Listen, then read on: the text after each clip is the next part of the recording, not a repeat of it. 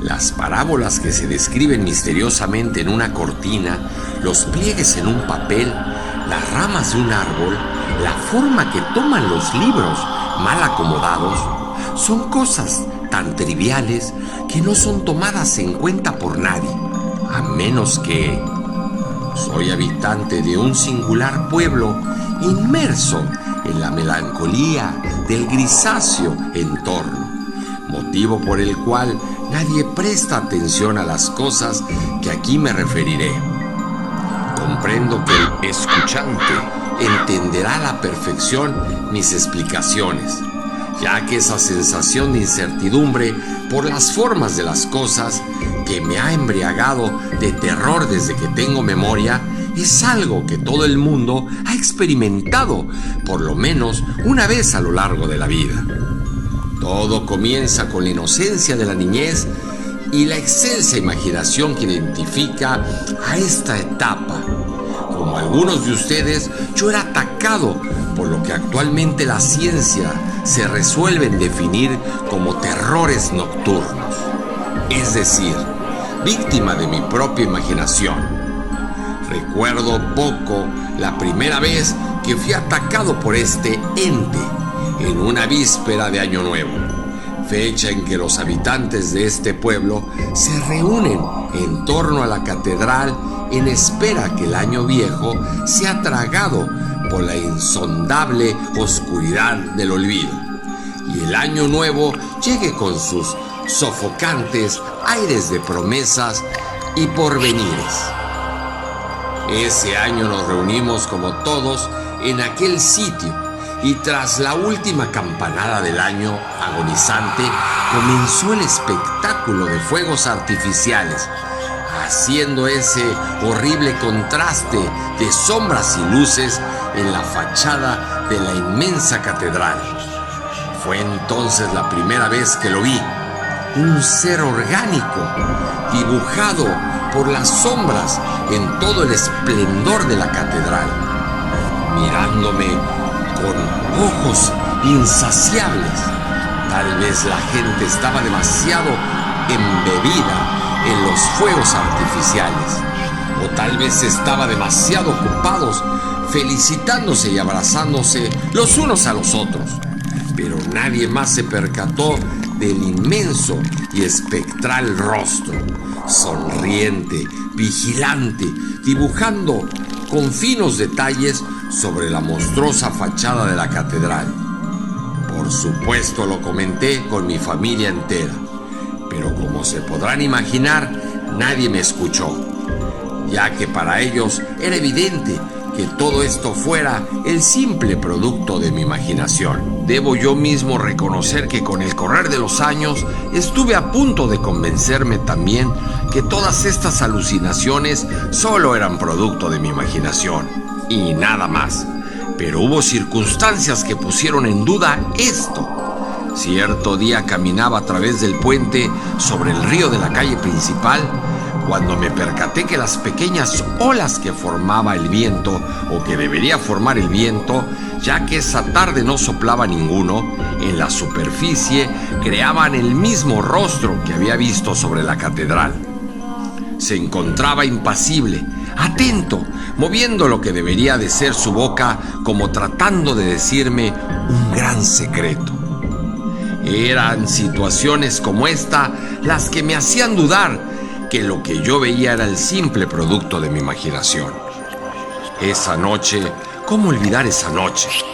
Llovía y tronaba estrepitosamente y las ramas del gran pino plantado en nuestro jardín vacilaban con el viento. Escuché una voz en la copa del pino llamándome por mi nombre. Salí a su encuentro, acercándome despacio a través de la fría lluvia. Allí estaba de nuevo. Entre las ramas podía mirar a aquel extraño ser, etéreo, ansioso. Esta vez lo escuchaba y él sabía mi nombre. Pero, ¿qué buscaba de mí? Corrí aterrado hasta mi cuarto y me escondí debajo de las sábanas hasta el amanecer. A partir de ese día, aquel horrendo ser se ha acercado más y más a mí. Cada vez lo siento más próximo. Lo veo menos etéreo, más material. Lo escucho más claro y más fuerte.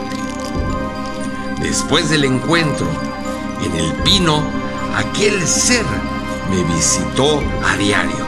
Se posaba vigilante sobre el árbol, a observarme por las noches enteras. Noté que había logrado bajar del árbol y esconderse entre los rosales, al lado de la entrada principal a la casa. No tardó mucho en cambiar su escondite. La siguiente vez que lo vi, se encontraba en el gran librero de la sala. Su rostro terrible se dibujaba con las formas de los libros y sus sombras. Desde ahí me hablaba, susurrando cosas inaudibles para los demás. Tiempo después avanzó. Lo podía haber dibujado en el polvo del tapete, a la entrada de mi habitación. Se encontraba ya tan cerca de mí. Solo podía pensar en lo peor. A partir de esa noche, me limitaba a esperar que este demonio por fin llegara hasta mí. Las madrugadas eran espeluznantes y eternas. Las pasaba en vela escuchando la voz de aquella criatura y sus pasos que anunciaban su proximidad. Se posó en la cortina de mi ventana a escasos metros de mi cama. Podía sentir su presencia, su mirada, su aliento. Días después saltó a los pliegues de mis cobijas. Sentía sus gélidas manos abrazarme, susurrando las más horribles pesadillas al oído mientras dormía. Era el fin. Había logrado acercarse por completo a mí. Al amanecer no lo encontré. No estaba en los pliegues de mis cobijas, ni en las parábolas que se formaban en mis cortinas. El tapete en la entrada de mi habitación tampoco tenía formas ni en el librero, los rosales o el pino. ¿Sería acaso verdad? ¿Me había librado de él? No. Mis párpados. Cerré los ojos y pude volver a verlo. En la oscuridad que me dice sangre. Perdí la conciencia. Al despertar me encontraba húmedo. Era un cuarto oscuro. Busqué el interruptor y lo accioné. La luz era tenue. Había una bañera con alguien dentro. Me acerqué a revisar. No era alguien, eran muchos. Era la bañera donde encontré los cuerpos mutilados de mis familiares. Me llevé con horror las manos a la cara y de ellas dejé caer algo. Dirigí mi atención al objeto, un cuchillo. Desesperado busqué un espejo. Me vi a mí mismo bañado en sangre, desaliñado, y la cara, Dios mío, la cara, era la fiel copia de aquel ser deforme que por tanto tiempo me había atormentado y al fin consumido. ¿Has sentido tú alguna vez estas sensaciones? No me mientas.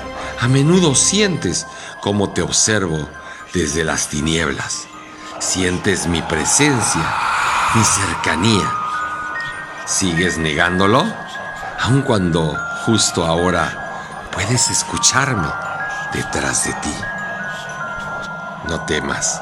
Voltea. No te dolerá por mucho tiempo, pero te lo advierto, será la última vez que me verás.